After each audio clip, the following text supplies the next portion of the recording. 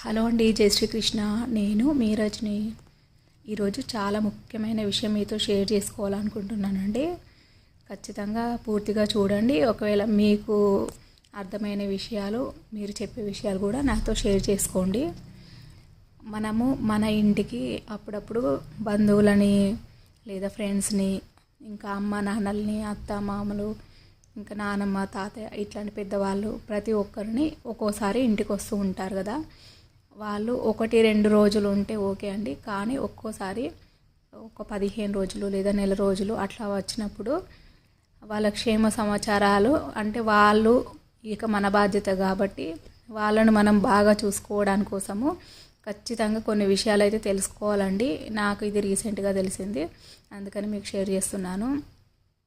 వాళ్ళకి పడకూడని వస్తువులు ఉంటాయి కదా. పడని వస్తువులు అప్పుడప్పుడు పడని ఆహార పదార్థాలు, అంటే ఒక్కొక్కరికి చింతపండు తింటే ఎలర్జీ అవుతుంది, ఒక్కొక్కరికి బెండకాయ పడదు, ఒక్కొక్కరికి మునక్కాడ పడదు, ఒక్కొక్కరికి నెయ్యి పడదు.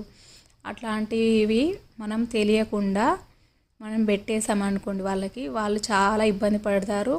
వాళ్ళ ఇబ్బంది చూడలేక మనం ఏం చేయాలి అనేది మనకు తెలియదు. రిలేటివ్స్ ఎవరైతే ఉంటారో, వాళ్ళతో అనుక్షణం ఉండే వాళ్ళు ఎవరైతే ఉంటారో వాళ్ళకు మాత్రమే వాళ్ళు ఎట్లా ఉంటారు, వాళ్ళ ఆరోగ్య పరిస్థితి ఏంటి అనేది ప్రతి ఒక్కటి తెలుస్తుంది. కాబట్టి మనము ఖచ్చితంగా వాళ్ళు ఎక్కడి నుంచి అయితే వస్తారు, అమ్మ నాన్న దగ్గర నుంచా లేకపోతే వాళ్ళని అడిగి తెలుసుకోవాలి. ఖచ్చితంగా మనము ఏదో ఒకటి పెడితే మాత్రము వాళ్ళకి అనారోగ్యం వచ్చే అవకాశం ఉంటుంది.